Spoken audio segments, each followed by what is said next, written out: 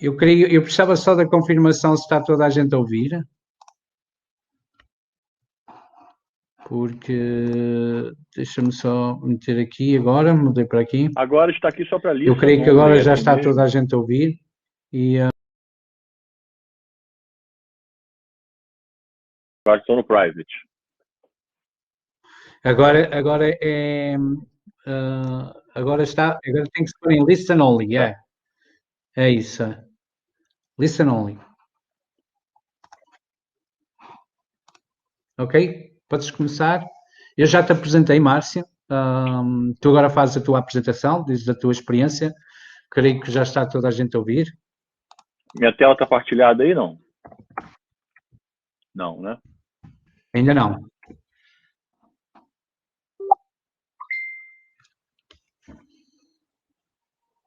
Agora foi.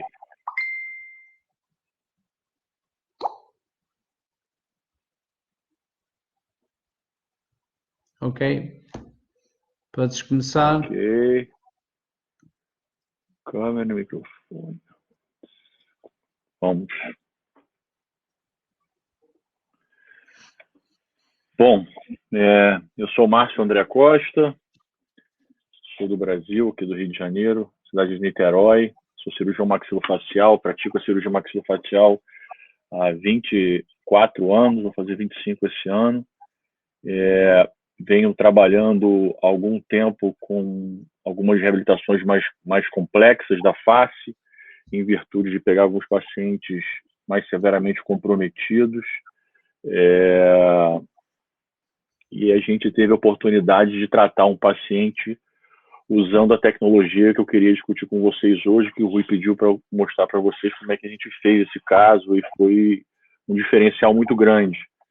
A minha formação é em odontologia, em medicina dentária, para quem são os portugueses que estão aí, com especialização em residência em cirurgia maxilofacial de 3 anos, depois fiz mestrado em radiologia, de mais 2 anos.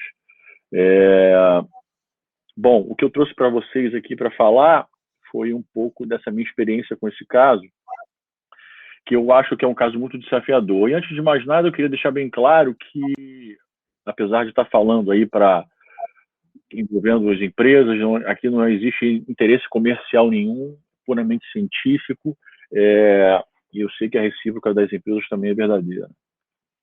A atrofia maxilar severa que eu vou falar aqui talvez seja uma que muitas pessoas não tenham nunca visto.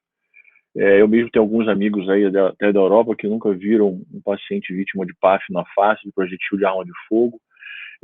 Infelizmente aqui a gente tem visto bastante. Esse foi um paciente paciente sequelado, que foi tratado.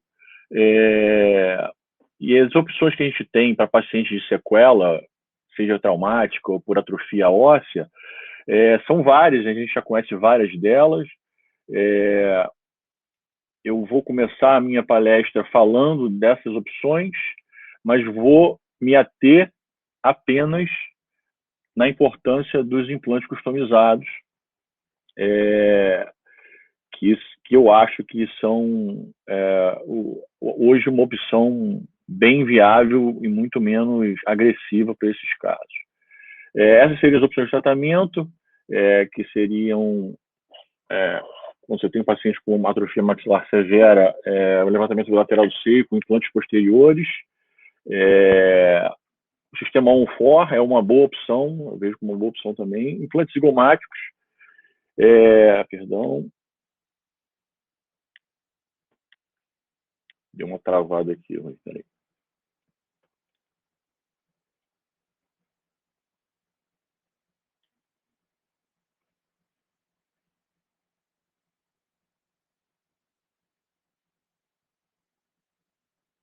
Isso, foi. Então, as opções que a gente teria até o momento são essas opções, né? Que é o levantamento bilateral dos seios maxilares com implantes posteriores, às vezes, como dá para colocar na região anterior, também conjugando. O sistema On-4 já é bastante discutido e com evidência científica bastante clara para a gente hoje em dia. como uma excelente opção de tratamento para as maxilas atróficas. Os implantes zigomáticos, eu particularmente não tenho muita afinidade com implantes zigomáticos. As grandes reconstruções, como a gente fazia antigamente, com enxertos de crista ilíaca e reposições inferiores da maxila também, com interposição de enxertos, seriam cirurgias muito grandes. Geralmente esses pacientes têm idade avançada e acabam limitando muito. A gente sabe que a perda óssea, a reabsorção óssea desses pacientes é muito grande. E a famosa prótese total, as próteses que ficam mal adaptadas, os pacientes acabam não usando porque elas não têm adaptação. E eu queria começar essa palestra com uma pergunta e responder ela no final. Qual é a melhor opção de tratamento para esses casos, né? Eu acho que hoje, com o advento da tecnologia, muita coisa mudou. E a gente, se começar a viajar no tempo e ver como a gente tratava esses pacientes antigamente e das possibilidades que a gente tem de tratamento hoje, a gente vai ver que a opção é muito mais segura. Esse é um paciente, é um policial militar, ele sofreu uma agressão, um projétil de arma de fogo transfixante na face.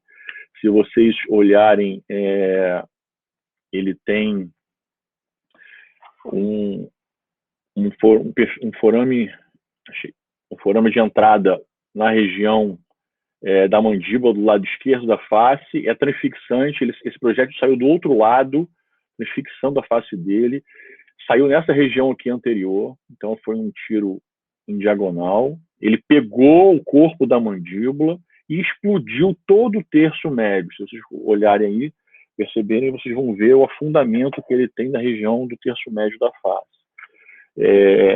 Esse paciente ficou no CTI cerca de 30 dias, em coma induzido, com traqueostomia, com uma situação bastante grave, com comprometimento muito severo das vias aéreas. Esse paciente quase foi a óbito no primeiro atendimento. Então, essa é a região, né, a ausência da projeção maxilar. Ele fez um giro anti-horário da mandíbula, diminuindo a dimensão vertical, porque ele perdeu o osso maxilar, e pouco suporte labial, porque ele perdeu a maxila. Essa é a tomografia, né, do caso, o Matheus. Aí, depois da primeira cirurgia, ele primeiro foi atendido, recebeu o primeiro atendimento, que foi para as suturas das feridas da face, fechamento, contenção das hemorragias. No segundo tempo, ele foi operado para tratamento, cerca da mesma semana, se eu não me engano, no máximo 10 dias depois, para tratar essas fraturas faciais. Foram tratadas fraturas da órbita, fratura nasal, fratura importante, principalmente do lado esquerdo, com reconstrução do assoalho, com tela de titânio, como vocês podem ver aqui. Então, ele foi tratado dessa forma, no primeiro momento, e ficou no CTI, né? E depois, passado um tempo, ele recebeu alta, e essa era a tomografia do Matheus depois do tratamento. Ele apresentava esse nível de sequela bastante grave, e a gente ficou pensando, o que a gente vai fazer esse paciente? O paciente que não tem, se vocês pararem para olhar aí, a parte da maxila dele aqui, ó, nessa região que, se vocês olharem, é totalmente comprometida, né? Uma região de difícil tratamento. Se vocês notarem, a gente tem aqui 3 pontos de comunicação bucosinusal. Na verdade, são fístulas bucosinusais. Esse paciente não tem o palato. Esse paciente, ele perdeu totalmente o osso maxilar. Isso que vocês estão vendo aqui é fibrose. Quando a gente palpava isso aqui, tudo é muito mole. Aqui já é a cavidade nasal dele. Se vocês perceberem, notarem, essa região que toda de sutura foi, na verdade, retalho da mucosa jugal que foi rodado para fechar as feridas todas que ele tinha na face. Isso aqui é tudo uma comunicação só. A gente acha que ele até evoluiu muito bem, apesar do nível de trauma que ele teve. Um fechamento bastante razoável dessas feridas. A gente sabe que os pacientes que sofrem um traumatismo por arma de fogo, eles fazem uma necrose tecidual muito extensa e até a distância, e acabam por tendo lesões depois mais tardias, com infecção, às vezes eliminando alguns fragmentos do projétil, e isso acaba agravando a recuperação desses pacientes. Esse é o palato que sobrou, quer dizer, o palato mole, na verdade, que agora o palato duro virou palato mole, ele não tem mais osso nenhum, somente tecido mole. Numa outra vista, vocês podem notar isso também. Essa seria a região do rebordo que ele teria, né, se ele não tivesse levado o tiro. O rebordo dele deveria estar nessa região demarcada em branco, mas foi essa região de osso total que ele perdeu. Então, é um tratamento que a gente julgou ser bastante desafiador, face o que a gente está encarando aí de frente.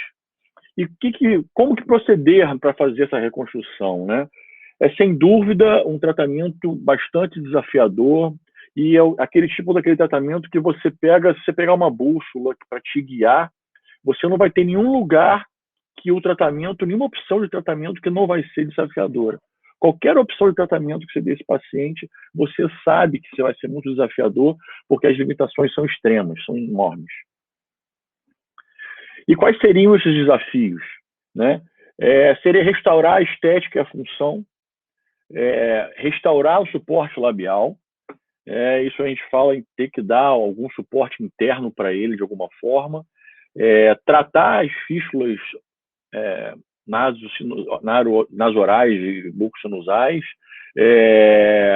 evitar, obviamente, a infecção. Esse paciente é um paciente que fez infecção recorrente nos 15, 20 primeiros dias, evoluindo com sinusite, eliminação de secreção purulenta pelo nariz, e depois a gente conseguiu controlar com antibióticos e lavagem e limpeza local.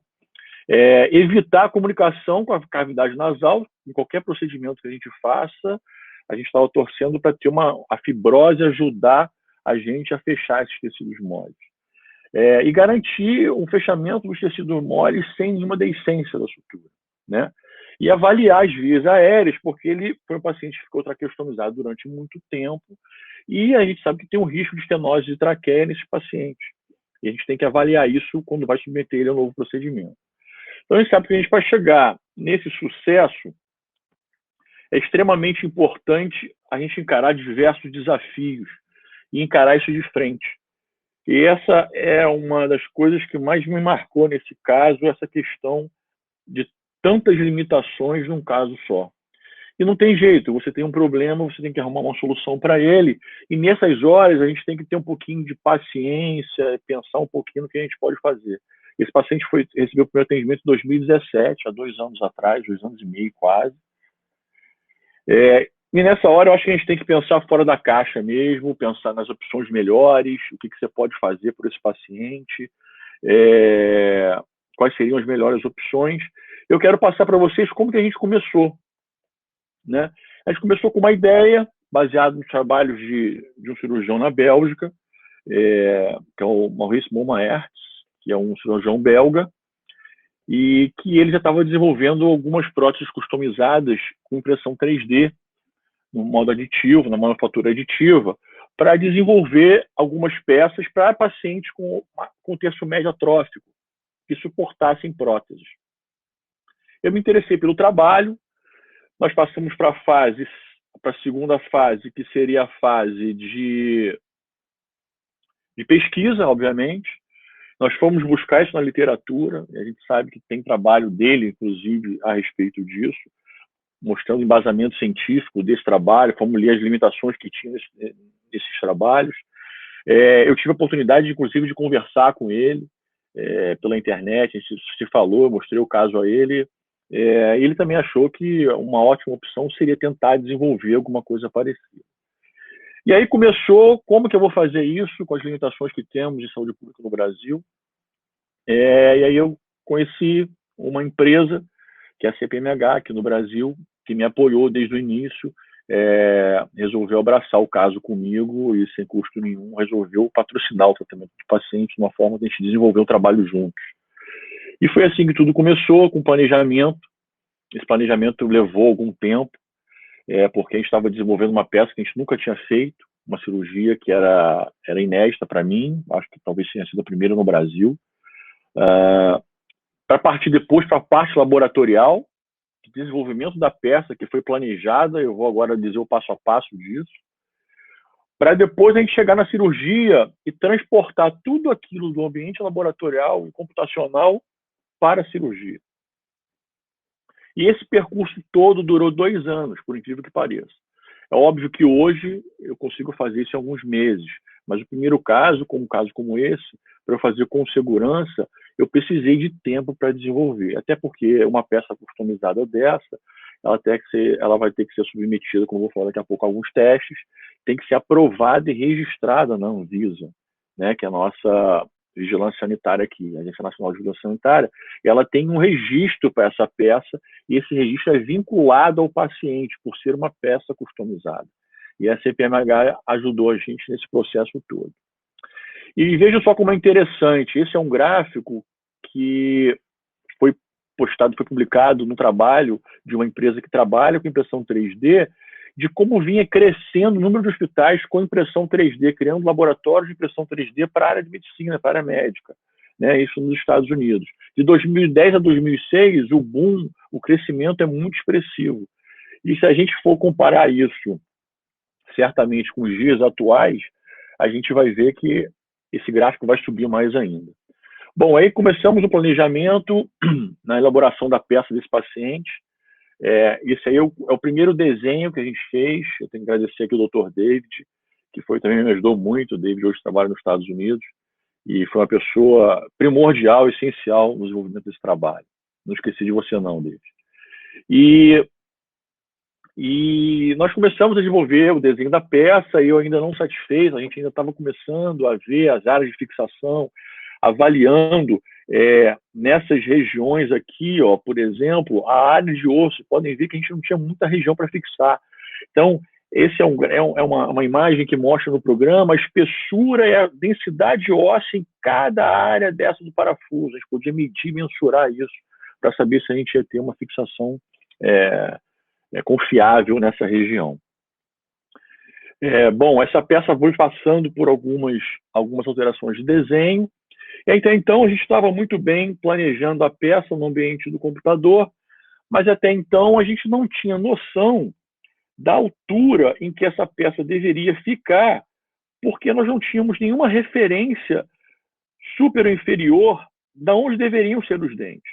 Isso aqui simularia as superfícies dos implantes, o que não me agradava na época, que eram superfícies muito vivas. Eu tinha muita preocupação com a comunicação bucco-sinusal e com a exposição do tecido mole. Então a gente pensou, como que eu vou transportar a altura da mordida dele para saber em que altura que eu vou botar essa peça? Foi assim que a gente trouxe algum conhecimento da implantodontia, fazendo um tratamento reverso, criando uma guia multifuncional para esse paciente. Foi feito, então, com a ajuda do pessoal da prótese, uma moldagem, um enceramento diagnóstico, um plano de cera. Foi feita uma prótese, como se fosse uma guia multifuncional. E nós aproveitamos que esse paciente não saía na rua, ele não falava mais com a esposa, não falava mais com o filho, ficava trancado no quarto, porque ele tinha vergonha. E quando ele ia ao hospital, ele só ia de máscara. E nós conseguimos, durante esse planejamento, também confeccionar uma prótese provisória. A gente sabe que era chapeável dele, o palato era reto, e não teria como adaptar e como ter retenção dessa prótese. Mas, pelo menos, se ele usasse aqueles adesivos para retenção de próteses, ele poderia usar ela para ter, pelo menos, o convívio social, falar, mas se alimentar jamais, que ela prótese ficava totalmente solta. E ele topou o desafio, ele é um paciente muito colaborador, ele sabia que ele não tinha outra opção. E nós fizemos esse planejamento reverso, nós tomografamos, fizemos marcações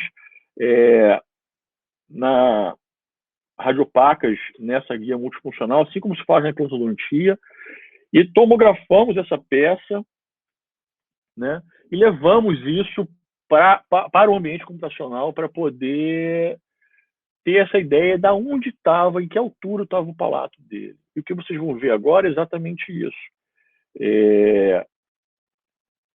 A gente importando essa região da maxila dele, da mucosa, para ter uma noção do posicionamento da altura anterior-superior desse implante. Aí, como vocês podem ver. Eu tinha que ter uma noção da altura dessa mucosa para saber o quanto eu ia deixar esse implante submucoso. Eu queria deixar esse implante um pouco submucoso mesmo, justamente para evitar e não ter risco de comunicação bucco-sinusal.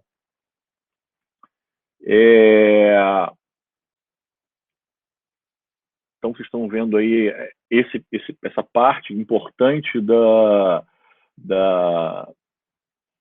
planejamento, foi uma parte decisiva, isso mudou, foi um divisor de águas, porque nós perdemos os meses, cerca de 4 a 6 meses elaborando aquela peça que a gente sabia que não tinha referência nenhuma com relação aos dentes desse paciente. Bom, então esse aí foi o desenho que nós chegamos, começamos a evoluir nesse planejamento. Vocês podem notar aqui que a gente avaliava a altura da mucosa, já simulando a altura do componente protético dos implantes, para saber em que altura esses implantes iam sair. Notem que isso aqui em vermelho é a mucosa do paciente que nós transportamos para a tomografia. Aqui a mesma coisa. A gente queria saber a relação e a distância da superfície do implante para essa mucosa, porque eu queria deixar todos eles submucosos, como vocês estão vendo aqui. E agora eu tenho certeza que a minha peça ela está bem protegida pelos tecidos moles. E notem que nós mudamos o desenho, fizemos uma peça muito mais delicada, com contornos arredondados, para diminuindo as arestas, com medo de traumatismo também por parte da mastigação, que a gente sabe que esse tecido aqui é todo mole, ele não tem palato duro. Bom, e como nós fizemos foi exatamente isso, nós usamos aquele guia e fizemos também uma prótese provisória para ele, e olhe como ele já mudou o perfil e já mudou o psicológico desse paciente de uma forma muito impressionante, trazendo ele já para uma vida social mais normal, já com algum convívio social, falando com alguma dificuldade, porque a prótese soltava muito. Notem que aqui no palato, a quantidade de adesivo que ele tinha que colocar, que é transparente, adesivo é rosa, então vocês podem ver que tem muito adesivo para segurar essa prótese. Mas ele conseguia usar e ficou muito feliz. Isso trouxe ele de volta a uma função parcial e uma vida social mais digna de uma pessoa normal. A partir daí, nós fomos estudar mais a peça, e eu conversando com o pessoal lá da Bélgica e com alguns amigos, ele falou, eu preciso avaliar se essa peça ela vai ter resistência. E análise de elementos finitos é um estudo obrigatório em qualquer peça que você vai customizar no laboratório. Essa análise, você fragmenta a peça a malha e submete laboratorialmente no computador, né, vários fragmentos dessa peça, dessa malha, a esforços contínuos de distorção, de tração, e avalia a resistência do material. E vocês notem que o nosso primeiro desenho não foi aprovado. Nós já estávamos começando a ficar empolgados com a peça e, de repente, olha, Márcio, a análise de elementos finitos não foi satisfatória, não passou, a peça não passou no teste, a gente vai ter que rever alguns conceitos em relação a essa peça. Fomos de novo para o computador, voltamos a desenhar de novo a prótese, começamos a trabalhar na espessura de todas as hastes dessa prótese, para poder analisar melhor essa região aqui, ó, que foi uma região de muita possível fratura que o teste de elemento, que a análise fez. E a gente fez uma análise sem contar com a barra que seria feita, que seguraria a prótese. É óbvio que o sistema todo ele é composto pela peça do lado direito, pela peça do lado esquerdo e por uma barra, como se fosse uma barra de um protocolo, de uma prótese, que ele junto, ele aumenta a resistência do sistema. Então, sentando com o engenheiro, eu falei, olha, a gente tem que submeter essa prótese, sem submeter cada peça ao teste, ela não vai resistir, obviamente. Agora, a gente tem que submeter como se fosse na boca, com as peças unidas pela barra. Então, nós pré-moldamos uma barra pré-fabricada para submeter essa prótese no modelo aos testes de carga. Aí a coisa começou um pouco a mudar. Essa é uma análise estrutural de elementos finitos, a estrutura da peça, com as áreas, divisão das áreas para serem analisadas. Aí a gente passa depois para uma análise mais específica de deformação, que você vai analisar a deformação dessa peça. E notem que ainda não tínhamos uma peça aprovada. A peça não passou, existia uma área importante, friável nessa região que suscetível à fratura. A gente sabia que provavelmente a prótese ia afrouxar ou podia ter fratura dos parafusos dos implantes. Então, nós ficamos mais uma vez, isso já tinha um ano que a gente estava desenvolvendo essa peça. E assim fomos evoluindo, trabalhando na espessura da peça, submetendo a novos testes de carga.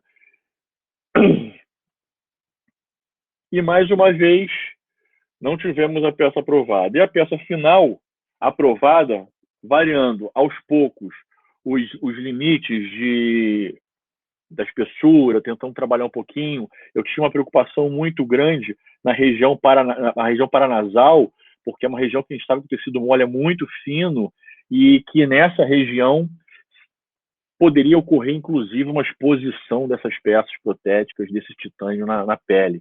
E esse era um grande receio que eu tinha. E a gente chegou no limite, na espessura.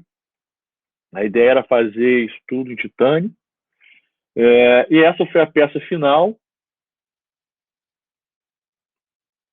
aprovada no teste e na análise de elementos finitos. Bom, chegamos até aqui. Essa é a análise final. Notem, se vocês olharem o gráfico aqui, quanto mais azul, maior a resistência. Notem que a peça agora está toda com uma coloração muito mais segura, com muito mais segurança para que a gente possa submeter esse paciente a uma cirurgia grande, como vai ser e como foi, para colocar essas peças na boca e desenvolver. Nós fomos um pouco mais audaciosos, começamos a ficar mais empolgados, desenvolvemos uma peça protética pré-fabricada. Eu usei aquela barra como guia para instalar a prótese e ver se já colocava a prótese no paciente no dia da cirurgia. Já sabendo que isso era um procedimento muito audacioso da minha parte, e que dificilmente eu conseguiria isso, porque qualquer distorção na fixação em função do contorno da face, alguma alteração, e foi muito difícil adaptar aquela barra, foi praticamente impossível, a gente não conseguiu. A gente tentou fazer excessos pequenos por conta quanto menor a exposição, menor o risco de decência, e a gente acabou não botando a prótese, achou mais seguro deixar o paciente sem prótese, que seria muito mais seguro a médio e a longo prazo para a longevidade do tratamento dele. Então, essa barra nós usamos como guia, mas tinha uma barra nessa prótese provisória que foi feita, e a ideia é fixar como se fosse um protocolo essa peça nesse paciente. A cirurgia foi feita agora no meio do ano passado. Esse paciente está agora com mais ou menos, acredito que 8 meses de operado.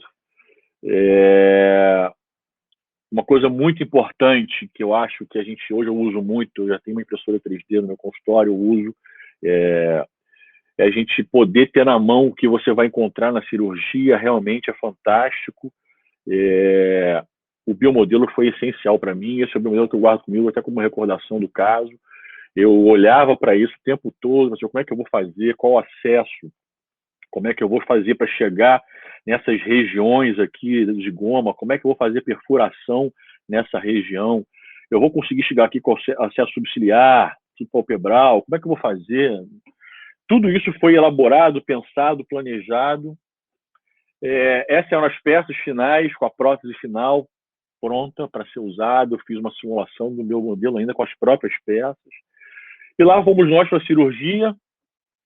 Como eu falei para vocês, era um paciente que tinha uma história de uma traqueostomia, com uma possível estenose de traqueia, então era necessário a gente usar uma intubação intraqueal, orotraqueal com broncofibroscópio. Foi usado isso, nós chamamos, eu consegui o apoio do hospital para conseguir fazer isso com o apoio da broncofibroscopia, para fazer uma intubação segura desse paciente, levando ele a uma cirurgia muito mais tranquila, uma intubação segura, o tubo na posição correta, bem fixo.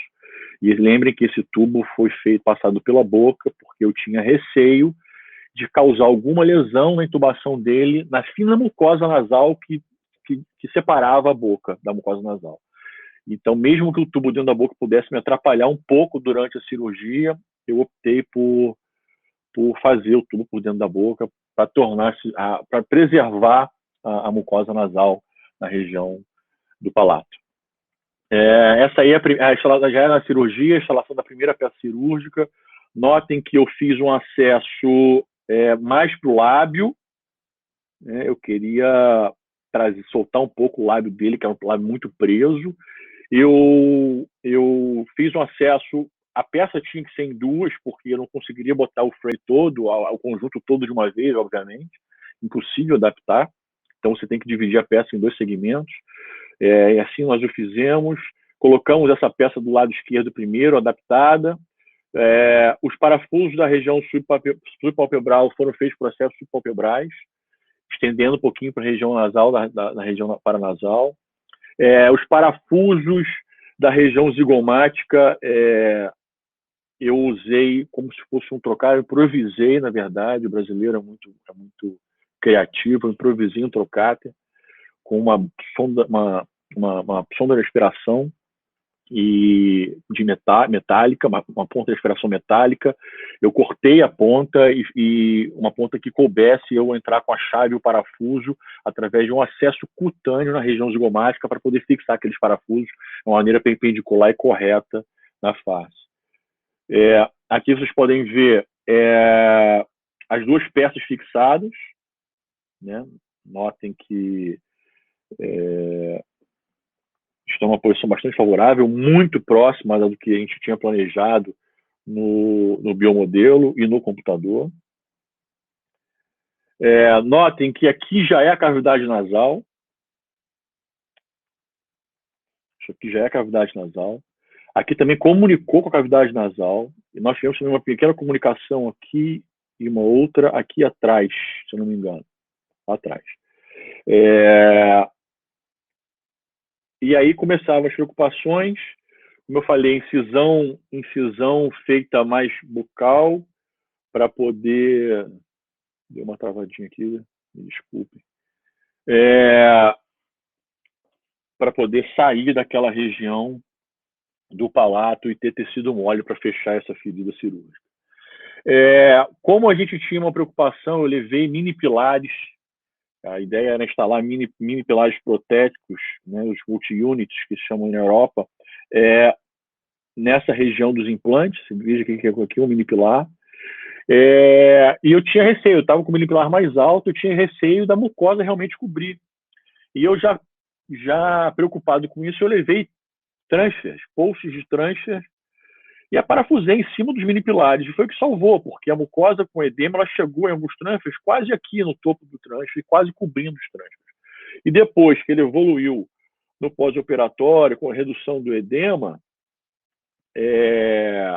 a gente teve já uma retração cicatricial que favoreceu a exposição desses transfers para a parte protética.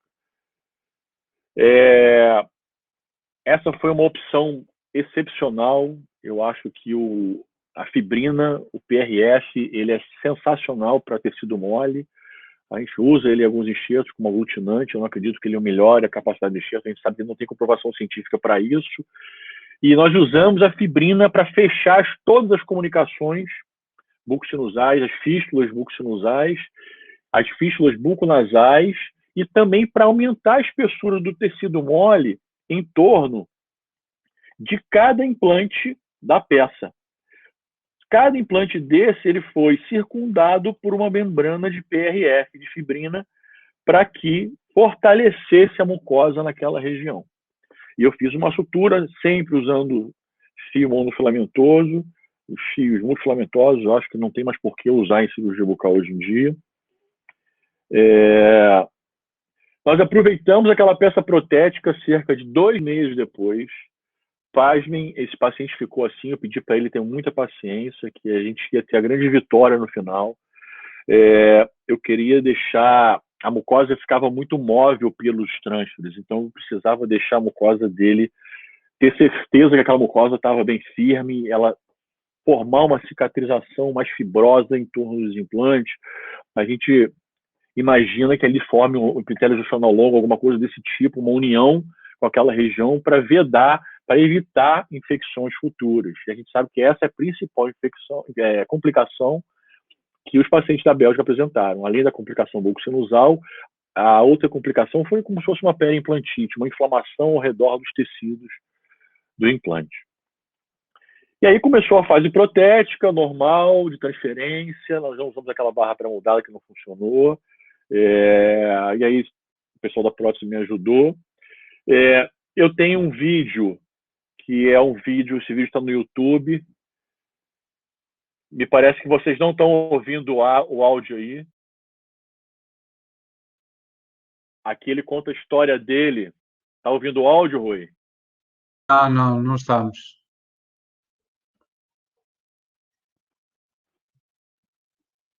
Está ouvindo o áudio, Rui? Não estamos, não. Não, né? Eu vou passar para o pessoal o link. O link do vídeo é um vídeo bastante interessante, feito como se fosse um documentário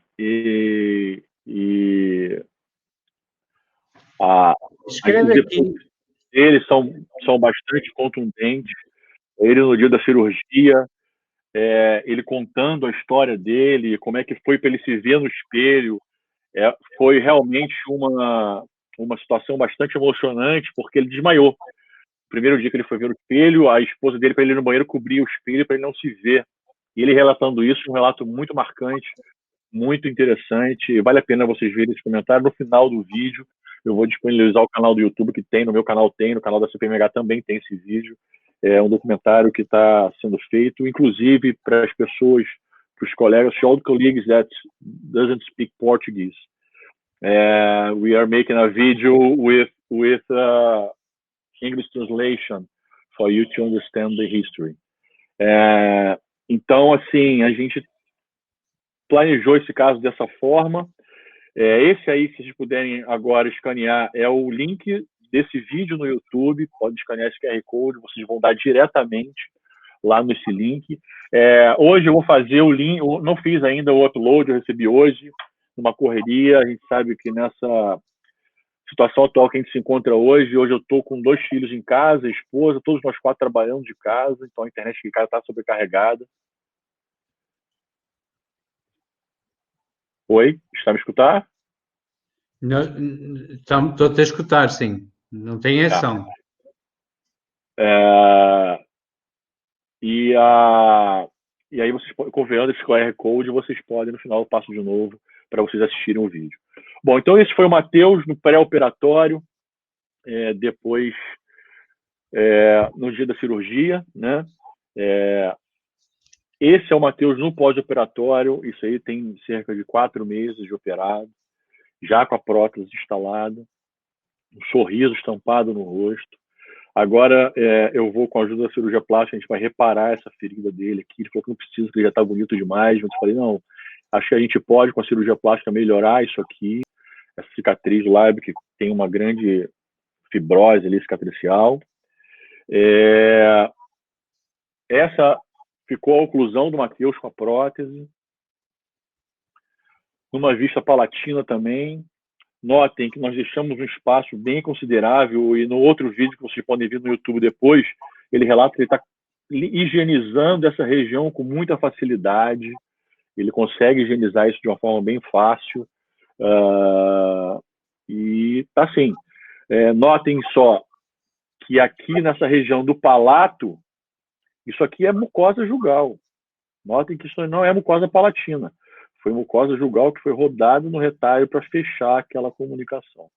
Então, por isso que eu optei por esperar muito tempo, cerca de 2 a 3 meses, para que a gente pudesse ter certeza de que a cicatrização dos tecidos moles ao redor dos implantes estava satisfatória. Vou mostrar para vocês agora a tomografia do Matheus no pós-operatório, com a peça adaptada na face, né? Exatamente conforme nós planejamos. A vantagem de fazer a barra protética depois é que nós temos certeza que ficou uma prótese uma barra bem passiva, com assentamento bem passivo. E esse foi o resultado final. E o mais gratificante de tudo é ter o feedback do paciente, né? O paciente que ele depois me confessou que chegou a quase pensou em tentar o suicídio. Ele quase, é muito comum eles ficarem agressivos e às vezes agredindo as esposas. Ele quase chegou a isso. Eu tive que até intervir num certo momento no hospital, na enfermaria.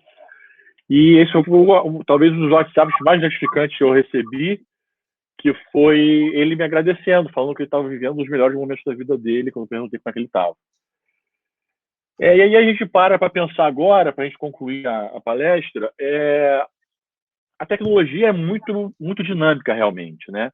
Ela não para, né? Se a gente for olhar esse mundo digital como uma malha dinâmica como essa aí, a gente vê que hoje existe...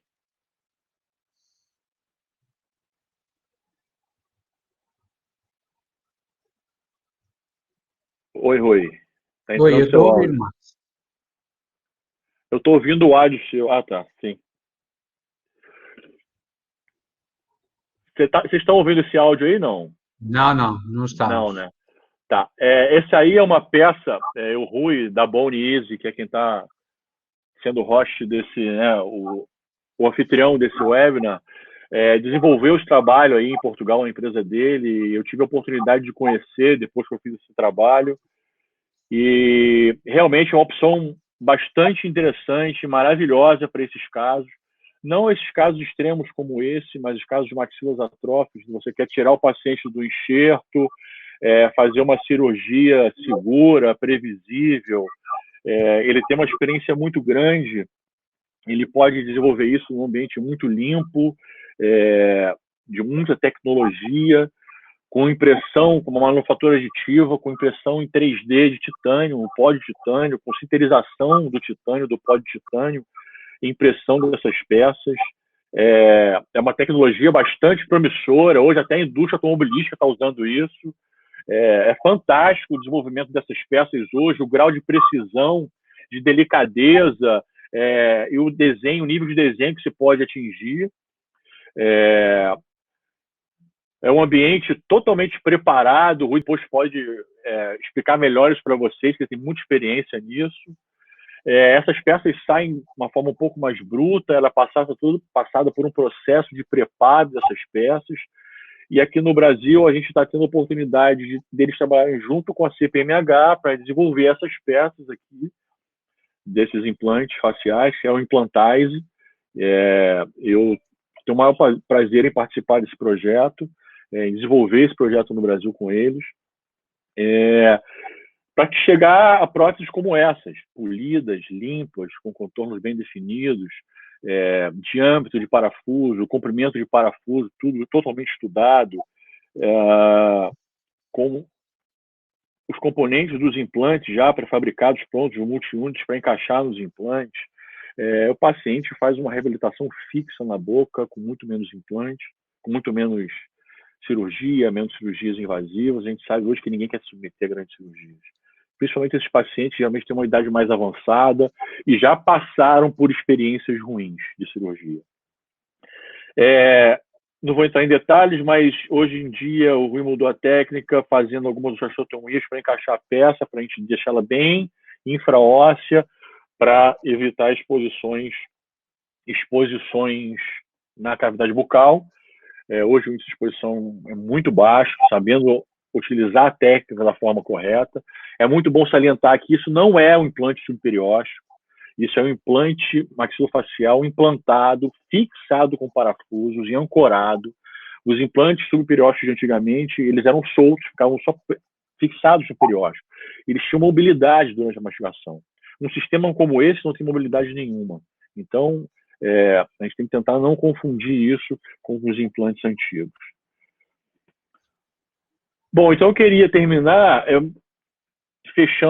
encerrando a palestra, respondendo a pergunta qual seria a melhor forma de tratamento para esses pacientes, né? E eu dividi essa resposta em várias opções, obviamente. É muito difícil responder isso para diversos casos, né? E a técnica é sempre aquela que traz menos complicações e que traz resultado mais rápido, obviamente. E aí eu fiz em uma escala do menos para mais, da que eu julgo menos traumática e mais rápida para aquela que eu julgo mais traumática e mais rápida. Então, obviamente, numa prótese convencional, é a mais conservadora, mas a menos satisfatória. O All-on-4 a gente tem que considerar se o paciente tem osso para fazer um All-on-4, eu acho uma excelente opção. Uma outra opção, eu gosto e uso em algumas situações, o levantamento bilateral do seio maxilar com implantes posteriores e que se der alguns implantes anteriores. Quando não dá implante posterior, eu inclino os implantes mais na área de premolar para a região anterior para diminuir a carga na região anterior. Uma quarta opção seria os implantes customizáveis. A quinta opção, na minha opinião, o implante zigomático. Eu não gosto muito dos implantes zigomáticos, já vi várias complicações, já tratei de vários. Eu não me sinto à vontade, eu acho que são implantes que a gente vai ter problemas daqui no futuro. Apesar de ter gente com muita experiência, vai trabalhando muito bem com eles, na minha mão não funcionou bem. E as duas maiores cirurgias que eu acho que não tem mais indicação hoje em dia, que são as reconstruções com grandes enxertos de crista ilíaca e as reposições inferiores da maxila com enxerto interposicional. A não ser que o paciente tenha, talvez, alguma indicação de cirurgia ortognática. Então, eu hoje ficaria com as 4 primeiras. Eu acho que com essas 4 primeiras, você consegue resolver praticamente todos os casos. Lembrando que de 2 a 4 vai variar de um paciente para outro. Eu posso achar que o implante customizável é melhor que o All-on-4 em algum paciente, assim como eu posso achar que o All-on-4 não é bom e para um outro paciente, que o enxerto no seio maxilar é melhor para outro. Então, a gente vai ter que analisar caso a caso, mas eu considero essas 4 como as melhores formas de tratamento. E como tudo é desafiador, merece muito esforço, e a gente está num momento bastante delicado da história da humanidade.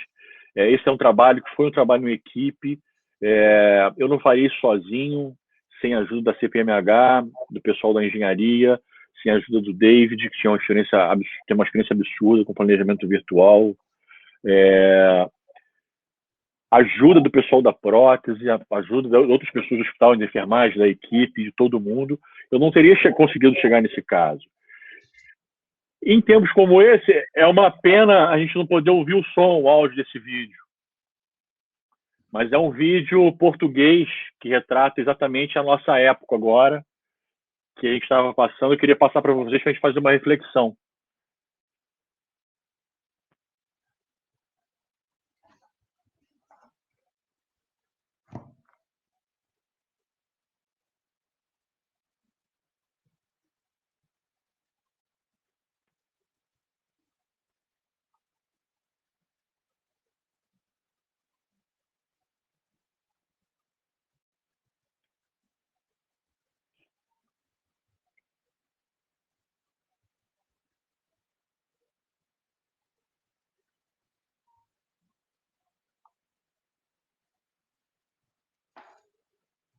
Será melhor comentarmos um pouco, uma vez que não se está a ouvir som, mas basicamente é um pouco daquilo que nós estamos a viver nos dias de hoje, todo este confinamento a que estamos todos sujeitos. Exatamente. E, quando nós contávamos com tudo como certo, não é? Eis que nós depararmos com um microscópico problema que faz o mundo cair como um baralho de cartas. Exatamente. É também nestes momentos em que nós tiramos o melhor de nós próprios. Exatamente. Parar um pouquinho para repensar algumas coisas.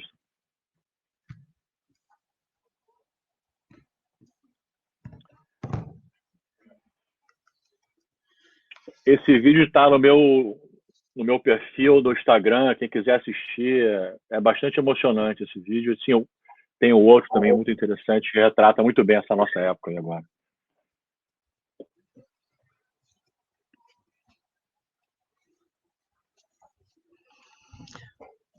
Muito bem, Márcio. Enquanto está a passar o vídeo, eu estou curioso. Já acabou o vídeo. Ótimo. Eu estou quase encerrando aqui. Sim, sim. Então, eu só queria chamar a atenção, né, das pessoas que estão aí, agradecer a presença de todos, que a gente tem que ter uma visão mais de futuro, olhar mais para frente, né? A gente tem que tentar enxergar um pouco mais longe e de outros ângulos a vida tentar parar um pouco com essa correria que a gente vive e a gente está complicando coisas simples. A gente hoje tem na mão muita tecnologia e vocês veem aí hoje um país como os Estados Unidos, com a epidemia em franca expansão, morrendo gente, eles não estão conseguindo nem conter a epidemia. Então a gente tem que lembrar que a gente vive tudo no mesmo lugar e que a base de tudo é o compartilhamento, né? A gente tem que tentar tomar conta um pouco de cada um de nós, lutar contra essa pandemia e ficar em casa. Não tem jeito. Quero agradecer aí ao Rui a oportunidade. Não está sendo fácil ficar em casa aqui, porque com 4 crianças correndo, pulando, e tem aula de manhã, um tem aula de manhã, outra à tarde, a gente tentar fazer um webinar. Infelizmente, a gente não conseguiu estabelecer o som do áudio. Esses são os meus contatos. Quem quiser escanear o meu contato das minhas redes sociais, no LinkedIn, o meu site pessoal e o Instagram, né, e o Facebook. A gente está planejando um trabalho conjunto da CPMH e da Bone Easy com o Rui. Eles vão disponibilizar esses implantes, vai ser desenvolvidos pela Bone Easy na central em Portugal e vai ser impresso aqui no Brasil pela CPMH com todo o processo fantástico, eles também possuem. Eles agora já estão com uma impressora 3D de manufatura aditiva de titânio, e que vai ser lançado isso em breve. A gente vai poder participar e fazer alguns treinamentos com os credenciamentos do Implantais no Brasil. E vai ser um prazer poder trabalhar nesse projeto com vocês. Bom, agora acho que eu estou aberto aí a perguntas. Quem quiser... Sim, a primeira vai logo começar por mim. Nós falámos imenso sobre isto. Eu e o Márcio somos bons amigos, adoramos estas questões e falámos muito sobre o que é desenhos biológicos. Este é um mundo que não pode pertencer aos engenheiros. Este é um mundo que tem que pertencer. É preciso entender uma coisa, que é a impressão 3D, e estas empresas são ferramentas de um cirurgião. Só quando Exatamente. se consegue captar toda a experiência de um cirurgião, quanto aos casos que teve deiscências, quanto aos casos que teve infecções, de como manipular os tecidos, conseguir entender anatomicamente, é que é possível conseguir fazer melhorias deste processo. A minha participação vai sempre no sentido de falar com mais gente. O Márcio é uma das pessoas que me faz crescer. Esperemos que cresçamos os dois juntos. Outras pessoas são uma pessoa que, por exemplo, está aqui a assistir, que é o Vladimir, é o Luís, todos os utilizadores das nossas soluções são pessoas que eu faço questão de que possam adicionar qualquer coisa. E o meu papel sempre nisto é conseguir fazer passar a outros a experiência que o Márcio teve em futuras experiências que eles vão ter. E esta é a coisa mais difícil de se conseguir neste meio, é fazer com que as lições que são aprendidas de uns casos possam ser difundidas pela comunidade, para que outros, quando vão fazer um desenho, possam beneficiar dessas experiências. E isso é a coisa mais difícil que a gente tem aqui. Entretanto, depois disto, porque eu tinha que dizer isto porque o Márcio é uma pessoa de quem eu gosto imenso de falar. Obrigado, te agradeço. Agradeço a confiança. E que sempre me traz mais qualquer coisa. Márcio, tem aqui uma pergunta. Quanto tempo de controle pós-operatório da estrutura fixa depois de estar na boca? Quanto tempo? Quanto tempo é que já fez o controle do esse paciente está com... Nós operamos ele em agosto do ano passado, que esse foi. Eu já fiz o último controle dele tem 2 meses. Então, vai fazer 8 meses agora em abril.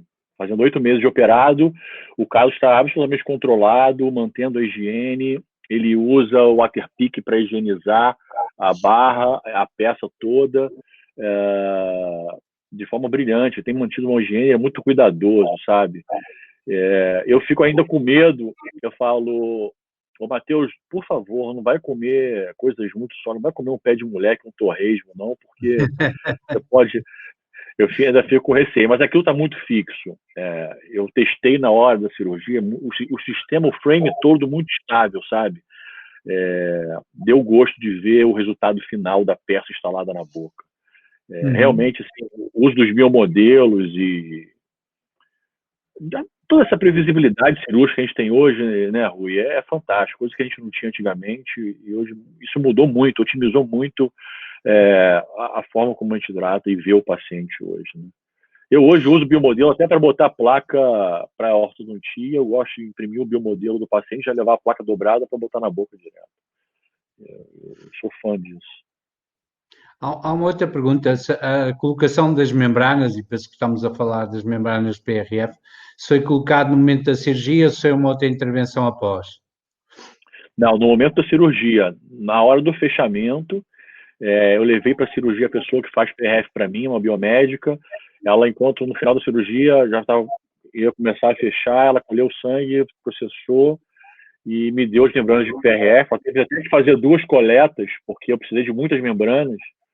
Então, conforme eu ia fechando, eu ia fazendo fechamento de 2, 3 camadas. Eu até suturava, fazia suturas internas da membrana do PRF nas regiões que eu achava que a mucosa era fina e no entorno de cada implante. E assim foi, fomos fechando por camadas. Uma outra pergunta, algum acrílico especial na prótese ou não? Não, acrílico normal, Não. resina normal. Exato. Resina normal.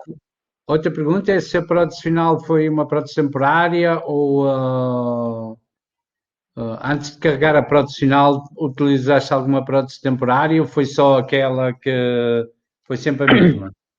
Nós usamos, lembra que nós tínhamos uma prótese provisória que ele usou antes da cirurgia, nós recortamos aquela prótese toda, como eu mostrei antes, e capturamos os implantes naquela prótese. Ele ficou cerca de um mês e meio aquela prótese, para depois botar definitiva. Logo em seguida ele já botou definitivo e ficou com ela. Então nós aproveitamos a prótese que ele tinha, porque é um paciente de instituição, né? E o paciente não teve um custo. A gente que até ajudou financeiramente, no caso, na parte protética, para poder satisfazer aí o paciente. Aqui uma outra pergunta que é, por que ter sido feita em 2 peças e não ser uma peça única? A prótese de titânio, né? Se ela fosse uma peça única, eu teria que fazer um acesso gigantesco, muito, muito extenso, com muito descolamento para poder instalar e fixar ela. Eu certamente não conseguiria encaixar aquilo tudo. Eu não vejo uma forma, até porque ele tinha muita fibrose na região do lábio, o lábio era muito fibroso, muito duro. Para afastar aquilo, chegava a cansar na hora da cirurgia. Então, por isso que eu fiz até uma incisão mais labial, né, como se fosse uma incisão de moleforum, premolar, bem restrita, e ia dissecando do lábio para dentro. Então, por isso que nós separamos em 2 peças. E ficou provado nos testes na análise de elementos finitos que quando você botava a barra, o frame ficava muito mais resistente que se fosse um só. Outra pergunta é se fazes remoção da prótese para higienização a cada 6 meses. Sim, ele vai agora, ele foi agora esse mês na colega que fez a prótese, tirou a prótese, fez a higienização. Agora o tratamento é como se fosse uma prótese de um protocolo, né? Não muda em absolutamente nada. E os tecidos estão bem estáveis, ele está mantendo uma boa higiene e espero que assim continue, né? Agora a longevidade disso, a gente torce para ser eterno, né? Mas Exato. daqui a 5 anos, 10 anos, depois de passar por essa pandemia, se a gente consegue mostrar esse caso de novo com controle de 10 anos. É verdade. Terapêutica pós-cirúrgica, terapêutica medicamentosa, imagino eu, a perguntar. Bom, nesse paciente lá no hospital, a gente costumou sempre usar antibióticos. Esse paciente usou antibiótico 40 dias, por conta de risco de infecção. Antibiótico oral, né? Completando com o antibiótico venoso que ele fez no hospital. Ele foi paciente, ele operou no dia, internou na véspera, porque lá no hospital a gente tem que internar na véspera, operou no dia seguinte, ele foi embora no outro dia. Foi um pós-operatório muito tranquilo. Então ele fez antibiótico venoso, calavulin, amoxicilina com clavulato, e depois ficou fazendo amoxicilina com clavulato mais 20 dias em casa, 20, 30 dias, não me lembro. Foram 3 semanas, acho que foram 21 dias de antibiótico em casa por conta desse processo. Porque aqueles transfers, depois de um tempo, fizeram algumas feridas internas, algumas úlceras labiais, até ele se adaptar, né, àquela prótese. Então, eu fiquei com medo daquilo também ser uma abertura para infecção. Então, nós mantivemos o antibiótico nesse período. Okay. E anti-inflamatório só. Anti-inflamatório analgésico, mas analgésico ele quase não tomou. Ele falou que não tinha dor nenhuma. O pós-operatório foi bem satisfatório. Ok. E uma pergunta também do Vladimir, se o trocater é o mesmo de cirurgia ortognática mandibular ou é outro? Vladimir, assim, o princípio é o mesmo, né? A gente, o pessoal, eu tenho 2 pessoas que me chamam de professor Pardal, né? Que gosta de inventar algumas coisas. Eu tive que adaptar, porque se eu fosse usar o trocado de ortognática, aquele que usa em mandíbula, ele é muito espesso, muito bruto. Eu ia fazer uma perfuração muito grande na pele, uma marca feia, eu não queria deixar marca nele. Então eu peguei uma ponta de aspiração comprida, metálica, grossa, e cortei ela mais ou menos uns, sei lá, ela tem uns 25 milímetros. Fiz uma peça curta, testei ela antes da cirurgia para ver se a chave passava por ela, com um parafuso. Eu consegui fazer isso e foi assim que eu fiz. Eu fiz uma incisão na pele, enfim, botei o descolador, entrei com esse trocarte, um guiazinho que eu usei, aí eu usei o guia da ortognática, parecido com a ortognática, um instrumento rombo pontudo para alargar. Aí perfurei a broca é uma broca longa, e depois botei o parafuso pela via transcutânea, como se faz com o trocarte, usando essa ponta de aspiração como guia. Na verdade, foi uma adaptação da técnica, porque eu não conseguiria chegar aqui por litoral e o parafuso ia ficar muito inclinado. Eu queria botar o parafuso perpendicular. Pronto, eu penso que de perguntas nós terminamos. Márcio, só tenho que te agradecer imenso e espero algum dia convidar-te para nós podermos fazer uma mesa redonda sobre soluções clínicas para diversos casos. Eu falo muitas vezes com o Márcio sobre tudo isso. Eu partilho muitos dos casos que às vezes nos chegam e digo, Márcio, já viste este caso? E assim, há tempos estivemos a falar sobre um caso de uma maxilectomia e sempre, porque gosto sempre de ouvir a opinião de bastantes pessoas e pode haver sempre algum pormenor que algum de nós pode não estar atento e do futuro certamente vamos ver se conseguimos promover assim umas mesas redondas em que a gente consiga desenvolver cada vez mais todos juntos melhor estas soluções e claro, conseguirmos todos evoluir e darmos o melhor aos nossos pacientes. Obviamente. Você recebe pacientes aí você está numa região central do mundo, na Europa, né? Então, o Rui recebe pacientes de tudo quanto é lugar do mundo, e eu vi uns pacientes que ele recebe do Vietnã com sequelas absurdas de órbita e umas coisas bem, bem cabeludas para resolver. Ele tem uma experiência também fantástica com isso, com recobrimento com musculatura, com umas estruturas diferenciadas, bem interessante. E a gente ainda vai manter esse contato, sabendo que a gente tem a possibilidade de fazer algumas cirurgias aí em Portugal, já tem o pessoal contactando para a gente fazer isso em Portugal em breve também. Ótimo, perfeito. Olha, obrigado então pela tua disponibilidade.